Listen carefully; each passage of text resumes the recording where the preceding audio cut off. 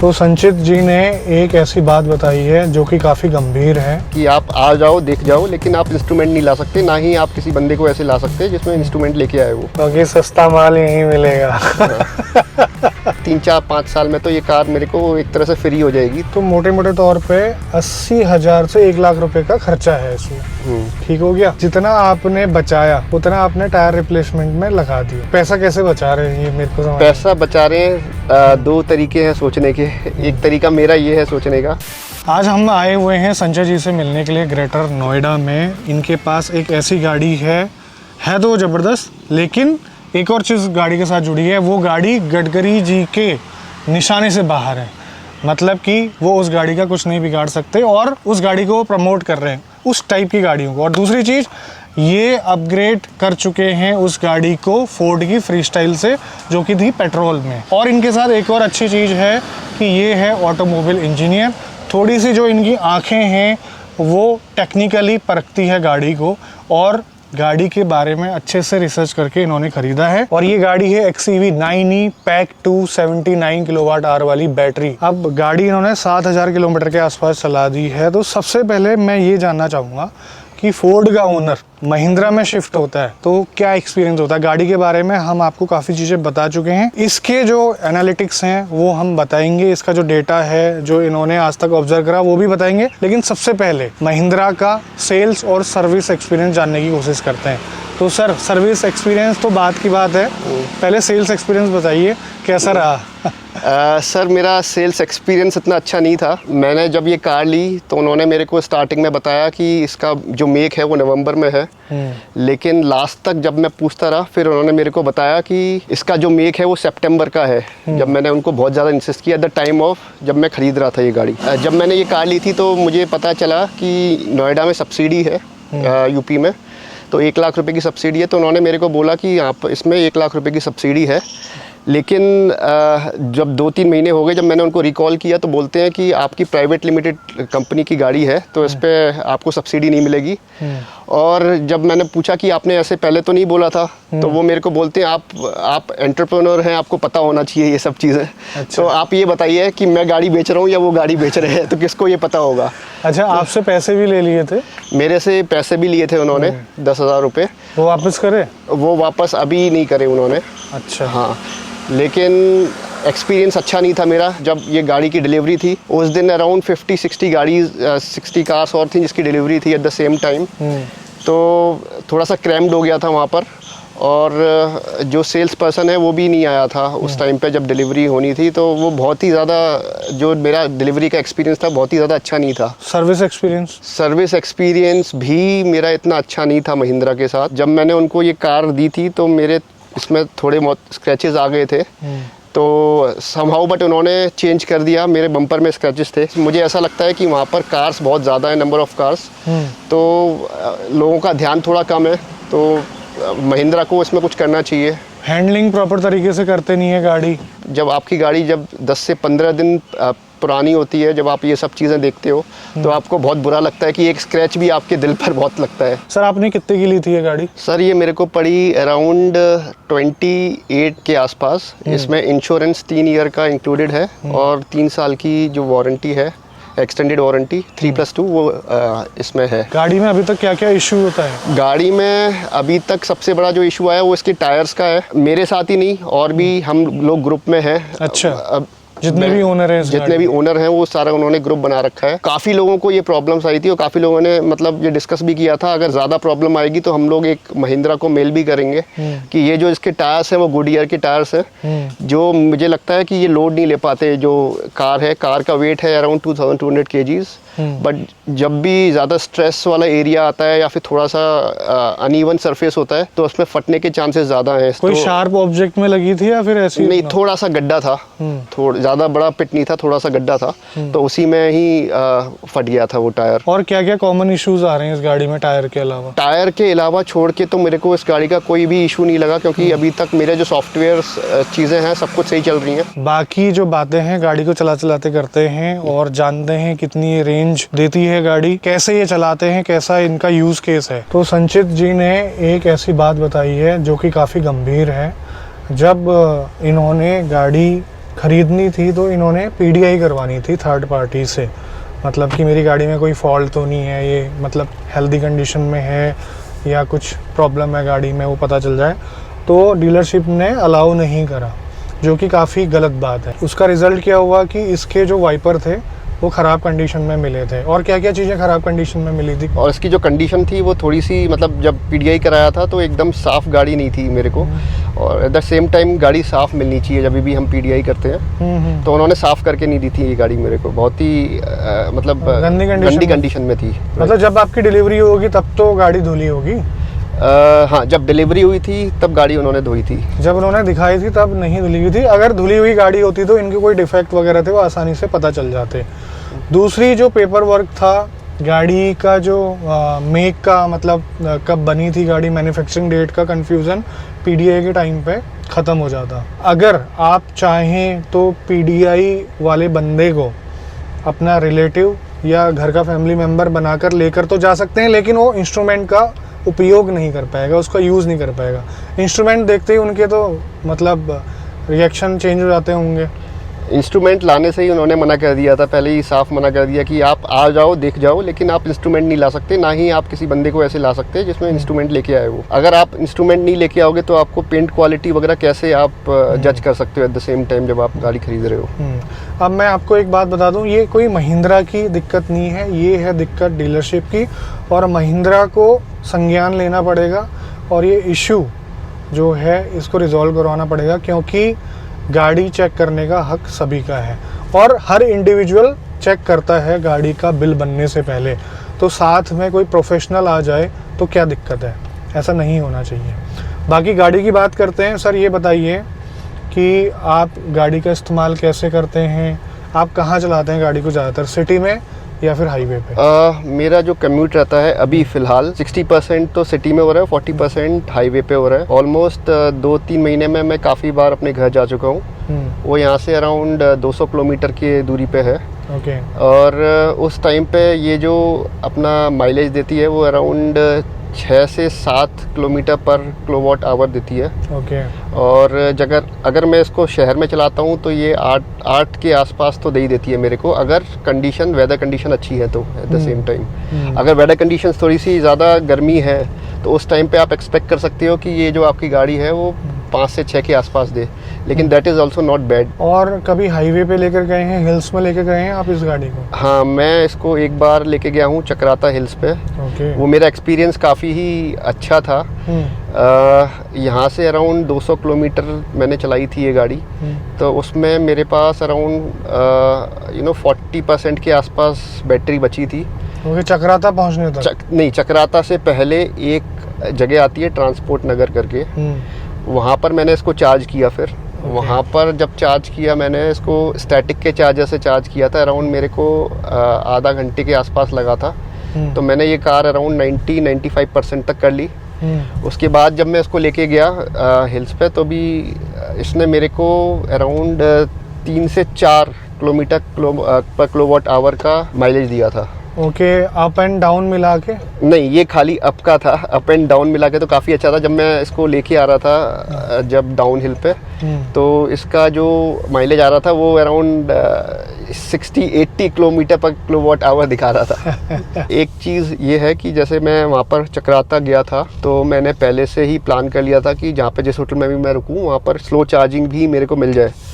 तो अगर आप ईवी कार ले रहे हो तो फिर आजकल चीज़ें बहुत इजी हैं। अगर आप कम्यूट कर रहे हो, कहीं दूर की कम्यूट कर रहे हो, तो आप पहले से ही उनको कॉल करके बोल सकते हो कि आपकी कार ईवी है, क्या उनको ईवी चार्जिंग का सपोर्ट मिलेगा। तो मोस्ट ऑफ द होटल्स में आपको मिल जाता है स्लो चार्जिंग का सपोर्ट। और वो किस हिसाब से चार्ज करते हैं? मेरे से उन्होंने 500 रुपये एक बार के लिए थे चार्ज करने के, जो कि मेरे को लगता है काफ़ी अच्छा डील था मेरे लिए। मुझे लगता है कि अगर आप ये कार लेते हो तो आपको आईसी इंजन भूलना पड़ेगा अगर इतनी रेंज वाली कार ले लेते हो आप तो। आपको क्या लगता है कि आप स्ट्रेस फ्री लॉन्ग ड्राइव कर सकते हैं इस टाइप की गाड़ी में जिसकी रेंज 500 के आसपास है? मुझे लगता है कि 1 साल से 1.5 साल में गवर्नमेंट काफ़ी इनिशिएटिव ले रही है कि वो चार्जर्स वगैरह लगा रही है। और एक मेरा एक्सपीरियंस थोड़ा सा ख़राब था। हम लोग गए थे, हमारा जो तीर्थ स्थल है महावीर जी करके, तो वो मुंबई जो दिल्ली एक्सप्रेस वे है उसके थ्रू गया था मैं। अराउंड मैंने 150 से 200 किलोमीटर वहाँ पे चलाया था। तो वहाँ पे जो चार्जर्स थे बंद पड़े हुए थे। मेरे को थोड़ा सा, सिंस वो गाड़ी ज़्यादा पुरानी नहीं थी, 9-10 दिन पुरानी होगी, तो मेरे को थोड़ा सा हेजिटेशन हुआ कि क्या ये गाड़ी आगे चार्ज कैसे करूँगा मैं। लेकिन महावीर जी के अंदर जैसे ही गया मैं, वहाँ पर चार्जर मुझे मिल गया और मैंने इसको 95% तक चार्ज कर लिया डीसी चार्जर से। और फिर मुझे चार्ज करने की ज़रूरत नहीं पड़ी। अप एंड डाउन मेरा पूरा एक बार में ही हो गया। संजय जी ने मुझे बताया था कि ये इनकी पहली चॉइस नहीं थी। जब ये गाड़ी देख रहे थे, इन्होंने ऑलमोस्ट सेल्टोस को फाइनल कर लिया था, जो नई वाली सेल्टोस है। उसके बाद इन्होंने एक्सीडेंटली कह सकते हैं इस गाड़ी को चलाया, चलाने में पसंद आई। इन्होंने पहले हाई परफॉर्मेंस वाली गाड़ियाँ जैसे BMW 530D टाइप की गाड़ियाँ चलाई हुई हैं, फैमिली में हैं, फ्रेंड्स के पास हैं इनके। तो परफॉर्मेंस इस गाड़ी की उसके सिमिलर लगी, या फिर आप कह सकते हैं इनको ज़्यादा मज़ा आया। और ज़्यादा मज़ा आने के साथ साथ इस टाइप की परफॉर्मेंस इस प्राइस ब्रैकेट में मिल रही थी, तो इन्होंने इस गाड़ी के बारे में सोचना शुरू कर दिया। जब आप गाड़ी के बारे में सोच रहे थे, आपने ये चीज़ें भी कंसिडर करी थी क्या, इस इलेक्ट्रिक व्हीकल की क्या क्या रिस्ट्रिक्शन है? मैंने सोचा था, सिंस जब मैंने ये देखा कि जो इसकी रेंज है वो काफ़ी 500 से ऊपर है, तो मुझे लगा कि कंपैरेटिवली इसके रेस्ट्रिक्शंस काफ़ी कम है। इसमें BYD की बैटरी यूज़ हो रही है, तो मुझे थोड़ा सा लगा कि वो मोर एफिशिएंट होगी कंपैरेटिवली जो भी नॉर्मल बैटरी यूज़ करते हैं। और दूसरा सबसे बड़ा चीज़ ये था कि इसमें कंपनी ने मेरे को 15 साल की वारंटी दी है, अनलिमिटेड वारंटी। आपने वारंटी की टर्म्स कंडीशन देख रखी है क्या क्या है? नहीं, मैंने इतना ज़्यादा तो मैं डीप में नहीं गया, बट ये है कि मैंने बस ये सुना था कि अगर कुछ भी बैटरी में कुछ इश्यूज आते हैं तो ये लोग चेंज कर देंगे। मेरा जो मोस्टली चार्जिंग अभी तक मैंने जितने भी साइकिल्स चार्ज किए हैं, इसमें खाली 2 बार डीसी चार्ज का यूज़ किया है मैंने, 2 से 3 बार बस। Okay. Most of the time या तो जब मैं घर जाता हूँ तो मैं अपने 3 किलोवाट के चार्जर पे जो उसके साथ मिला हुआ है उसमें लगा देता हूँ। तो जब रात को सोता हूँ तो मे बी 12-14 घंटे में वो पूरी चार्ज हो जाती है। जब मैं घर जाता हूँ तो आधी चार्ज रहती है। तो मुझे लगता है कि अभी तक मुझे डीसी चार्जिंग की इतनी ज़्यादा ज़रूरत नहीं पड़ी। बट हाँ, इन फ्यूचर में अगर डीसी चार्जिंग की भी ज़रूरत पड़ेगी तो मैं चेक कर लूँगा कि उसके बाद एसी चार्जर मैं कर लूँ। तो घर पे आपने कितने किलोवाट का चार्जर लगा रखा है? मैंने एक्चुअली घर पे चार्जर नहीं लगा रखा है, मैंने अपनी फैक्ट्री में चार्जर लगा रखा है। ये है अराउंड 11.5 किलोवाट आवर का, जो कि 6 से 7 घंटे में 100% चार्ज कर सकती है। और आपने अपने घर पे क्यों नहीं लगवाया चार्जर? घर पे चार्जर लगवाने की काफ़ी सारे प्रॉब्लम्स थे। जैसे मेरा जो घर है वो अपार्टमेंट है, तो 11th फ्लोर पे है, तो वहाँ से नीचे वायर को खींचना और वहाँ से वो सब करना थोड़ा सा मेरे को कंपैरेटिवली डिफ़िकल्ट लगा, क्योंकि सिंस मेरी फैक्ट्री में मैं डेली कम्यूट करता हूँ और उसमें किलोवाट बढ़ाने की भी ज़रूरत नहीं है। तो फिर मुझे लगा कि वो बेटर ऑप्शन है कि मैं उसको अपने फैक्ट्री पर लगवाऊँ। अच्छा, आपकी जो सोसाइटी है वो अलाउ कर रही है कि आप चार्जर लगा सकते हैं अपनी पार्किंग में? हाँ, हमारी जो सोसाइटी है वहाँ पे कुछ लोगों ने चार्जर लगाए हुए हैं। अभी तक तो वो अलाउ करती है, लेकिन मैंने उनसे पूछा नहीं। अगर मैं पूछूंगा तो मे भी हो सकता है वो लोग अलाउ कर दें। तो काफ़ी जगह ना रिस्ट्रिक्शन हो रही है फायर की, NOCs की। मतलब कि अगर आपने इलेक्ट्रिक गाड़ी का चार्जर बेसमेंट में या फिर कार पार्किंग में इंस्टॉल कर रखा है तो दिक्कत हो रही है। मतलब अगर कभी फ्यूचर में आग लगती है तो बाकी गाड़ियों को नुकसान पहुंचेगा और कुछ बड़ा केस हो सकता है। ये अभी मतलब 100% हम इतना श्योरली कह नहीं सकते हैं कि वही रीज़न है, बट हाँ, ये उनमें से एक हो सकता है। सेगमेंट में कोई और ईवी चलाकर देखी आपने? कोई और ईवी नहीं चलाई। टाटा के ऊपर मेरे को जाना नहीं था, क्योंकि मुझे रिलायबिलिटी पता है टाटा की इतनी अच्छी नहीं है, उसकी सर्विस वगैरह काफ़ी प्रॉब्लम है। बट महिंद्रा मुझे लगता है समहाउ उससे थोड़ा सा बेटर है। दूसरा ये अपना इंडियन ब्रांड है, तो हम लोगों को इंडियन ब्रांड के ऊपर भी एक बार पहले देखना चाहिए। नो डाउट प्रॉब्लम्स हैं, बट फिर भी इंडियन ब्रांड्स को हमें एक बार कंसीडर करना चाहिए, क्योंकि सस्ता माल यहीं मिलेगा। हाँ, आप बोल सकते हैं। ये कनेक्टिविटी से रिलेटेड कोई प्रॉब्लम आई अभी तक? ब्लूटूथ कनेक्शन में मेरे को थोड़ा सा इशू आ रहा था। जब मैं ब्लूटूथ कनेक्ट कर रहा था अपने फ़ोन का, वो कनेक्ट नहीं हो पा रहा था। बट जैसे ही मैंने थोड़ी देर बाद जब उसको ऑफ करके ऑन किया तो वो अपने आप ही चलने लगा। फिर आपको मालूम होगा कि जो EVs हैं उनकी जो रीसेल वैल्यू है वो काफ़ी ख़राब है। मतलब कि मैं ये आपसे पूछना चाहता हूँ कि आपने ले तो लिए, आप इसको कब तक चला पाएंगे, कितना लंबा रखना चाहेंगे? देखिए, जैसे हम लोग एक ऑटोमोबाइल एंथुसियास्ट हैं, तो मुझे लगता नहीं है कि हम लोग ये सोचेंगे कि कार की जो वैल्यू है वो उससे कोई फ़र्क पड़ता है। ज़्यादा फ़र्क हमको उससे पड़ता है कि हम गाड़ी कैसी चला रहे हैं। सिंस ये मैंने कंपनी के नाम पे लिए, उसका डिप्रिशिएशन काफ़ी अच्छा मिलता है, तो मुझे लगता है कि मुझे इससे कोई फ़र्क नहीं पड़ने वाला है। 5-6 साल में तो ये कार मैं फ्री ही कर सकता हूँ। अच्छा। जिस हिसाब से मैं ये कार अभी चला रहा हूँ, उसके हिसाब से जो मेरा पेट्रोल की जो बचत हो रही है वो 12,500 रुपये पर महीने के हिसाब से हो रही है। मुझे लगता है कि सिंस डेप्रिसिएशन वगैरह सब कुछ लगा के 3-4-5 साल में तो ये कार मेरे को एक तरह से फ्री हो जाएगी। तो मुझे इस बारे में इतना सोचने का फिर मौका नहीं मिला कि इसकी जो वैल्यू है वो कम है। एक दिन में इस गाड़ी से कितने किलोमीटर आप कवर कर सकते हो? 700 किलोमीटर तो आराम से कवर कर सकता हूँ, 500 से 700, क्योंकि इसका कंफर्ट भी काफ़ी अच्छा है और चलाने में भी काफ़ी ईजी है। इतनी बड़ी कार होने के बाद भी ये गाड़ी काफ़ी आपको छोटी कार का हैंडलिंग का वो देती है। इस पर्टिकुलर गाड़ी के एक इशू के बारे में सुना है कि इनका जो टायर है वो लगभग 15 से 20 हज़ार किलोमीटर में ही वेयर आउट हो जाते हैं, और जो 19 इंच का टायर है उसकी कॉस्ट बहुत ज़्यादा है। मान लीजिए आपने 15,000 या 20,000 में टायर रिप्लेस कराने हैं, तो मोटे मोटे तौर पे 80,000 से 1 लाख रुपए का खर्चा है इसमें। ठीक हो गया? जितना आपने बचाया उतना आपने टायर रिप्लेसमेंट में लगा दिया। अभी तक मुझे लगता है कि जिस हिसाब से आप कार चलाते हो उस पर पूरा डिपेंड करता है कि आप एक्सेलरेशन कैसे दे रहे हो, आप ब्रेक्स कैसे ले रहे हो। तो जो वेयर आउट होता है वो उस पर पूरा डिपेंड करता है कि आप गाड़ी की आपकी ड्राइविंग कैसी है। बट मुझे लगता है अभी तक जो मैंने 7,000-7,500 किलोमीटर चलाया उसमें जितना वेयर आउट हुआ है वो इतना ज़्यादा नहीं है। आपके टायर कितने चल जाएंगे उस हिसाब से? मुझे लगता है मेरे टायर कम से कम 30,000 से 40,000, 30 से 35,000 के आसपास तो चल जाने चाहिए। और अगर 30 से 35,000 भी चल जाते हैं तो मुझे लगता है कि ये इतना बुरा सौदा नहीं है। अच्छा, मुझे एक बात बताइए, आप कह रहे हैं पैसे बचा रही है, लेकिन पैसे आपने एक्स्ट्रा दिए हैं ऊपर। अगर हम ऑटोमेटिक मान लीजिए XUV 7XO डीजल ऑटोमेटिक की हम बात करें या पेट्रोल की भी बात करें, तो 20 से 22 लाख में आपको मिल जाता है टाइप का वेरिएंट इतने फीचर के बाद, और ये आपको पड़ा है लगभग 27 लाख के आसपास। 27 से 28 बता रहे थे आप जी। तो इतना पैसा आपने अपफ्रंट दे रखा है, उसके बाद जो है आप पैसा कैसे बचा रहे हैं, ये मेरे को समझ। पैसा बचा रहे हैं, 2 तरीके हैं सोचने के। एक तरीका मेरा ये है सोचने का, ये जो गाड़ी है जो 28 लाख की मैंने ली है, ये आप किसी भी 50-60 लाख की गाड़ी से कंपेयर करोगे तो उससे बेटर है। तो अगर मैं उस हिसाब से सोचोगे आप, तो आप उस हिसाब से पैसे बचा रहे हो। और नो डाउट जो उसकी प्रैक्टिकलिटी है वो जो भी और गाड़ियां हैं उससे ज़्यादा मेरे को अच्छी लगी। और ऊपर से आपने बताया कि ये फर्म के नाम पर रजिस्टर्ड है जी, तो वो बेनिफिट आपको मिल जाते हैं, डेप्रिसिएशन के बेनिफिट जी। नॉर्मली जो आईसी इंजन की कार होती है उसमें 15% का डेप्रिसिएशन वैल्यू होती है, उस पर 40% का वैल्यू होती है। इन द लॉन्ग टर्म अगर आप देखो तो आप समझो पैसे बचा ही रहे हो।